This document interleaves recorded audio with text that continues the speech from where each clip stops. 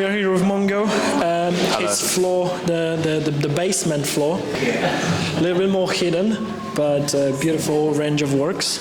You were saying that you, like the main premise of it is a little bit like when you said when you realized that you're a professional artist. Like what did you say?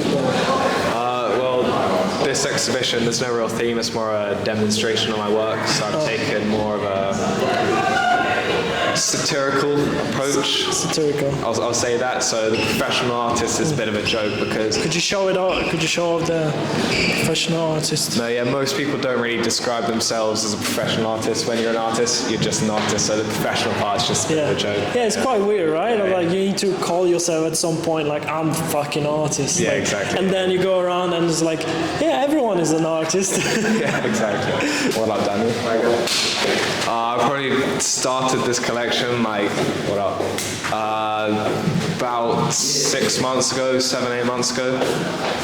So that's not too long of a time frame. No, it's a good amount of stuff made.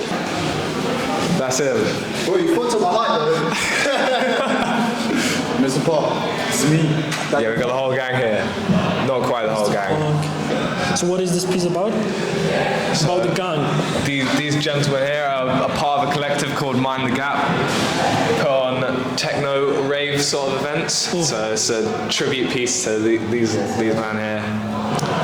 What's the when you start a piece, like for example this one, what's the the main premise for like any of the pieces? I mean, my main inspirations growing up in London is more about like architecture, friends around me. So also I think stencils work very well with like the brutalist style of architecture. So I'll start with a photo.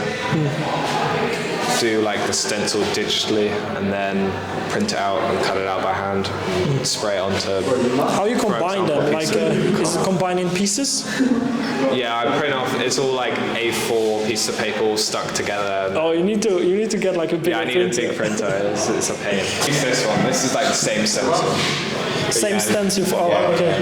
That's a cool part of it. It's like a Warhol-y kind of aspect. You can reproduce as many pieces you want once you have got the stencil. Yeah, exactly. But the bad thing about stencils, if you made them out of paper, they they don't last wobbly and they don't last at all. I guess sprays and they disintegrate. It's terrible. I guess you can do some like more pro stencils out of some plastic. Yeah, definitely.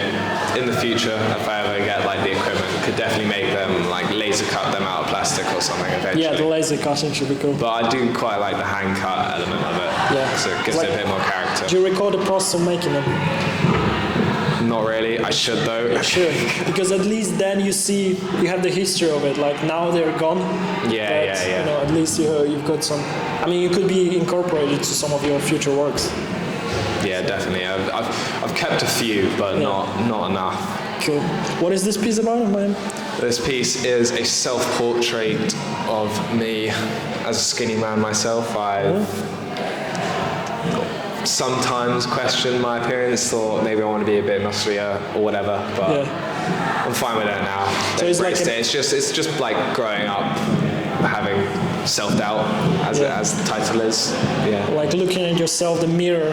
Exactly. That's actually a cool concept, 3-dimensional mirror. Yeah. I never thought about even the idea and like possibility of 3-dimensional mirrors. Yeah. But I guess it's good to explore those things. Yeah, because exactly. once you put it out and materialize it, it's always better to deal with like whatever doubts, like self-questioning or any sort of thoughts you have. If you put them out there and speak about them, like make art about them, it's always like the way to go. Yeah. Cool. Great. Mandem, what? Mandem in Italian?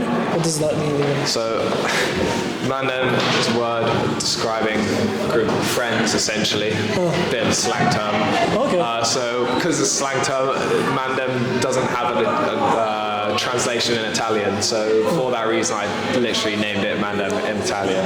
Oh, cool. That's a good name. I actually always... Bit lazy, but... No, it's like you added a second layer, like a really No, you made a really cool name. You know Damien Hirst? Yeah. His names are fucking crazy. I love. Have you? I haven't seen them. Check out the names of the works that he makes. Like, it reminds me of this. Like Manda Minitown. It's like at first you don't know what it is about, but then it's like a simple second layer. That's cool. Duality of man. What's the duality of man? So the wall in this piece is the Berlin Wall. So it's got a lot of history. How are you? Started out as a very bad thing, but now it's been made into an art gallery essentially. So that's sort of like the same thing with duality. And then I've done the skeletons on the people. So sort of like life and death as well. How did you get like interested in the Berlin Wall? You're quite young, right? To be fair, I'm not.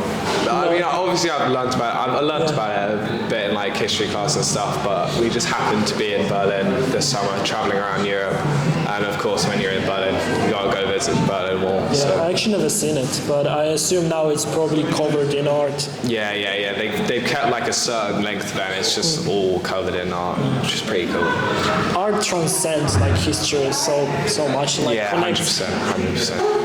That reminds me something. I don't know what. That reminds me something. What is it about? So my parents always tell me, grasp every opportunity as it comes to you. So I thought I'd make a little piece based off that. And obviously every opportunity is going to be different, hence the different shapes and like the abstraction of the windows, I guess. Surrounding you at all times. They're always there. Exactly. The opportunities are always there. That's cool. And it's not self-portrait, right? No, that's my friend Max. It's cool. Used him as a subject just because most of my characters in my work, they're not actually like in a photo or anything. They just work in the composition essentially. So Nice. Do you play pool? I don't. Where'd you get that image? Oh, it's just a photo. Yeah. All my work's from photos. So just That you take or? yeah. Actually, a few of them my friends have taken about for the most part. I kind of follows a little bit what Bagman does. I mean, you create art with him, right?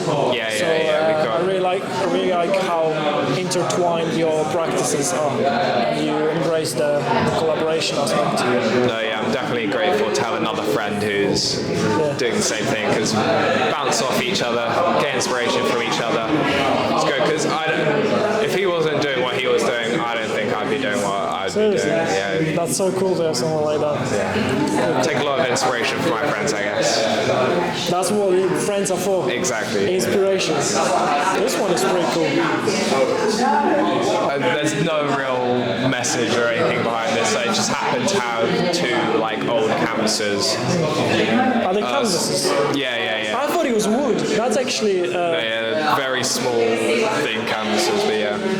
I just thought that the eyes and the mouth separately would be kind of cool because then you can play around with the composition and stuff. So yeah, played around with the texture a bit.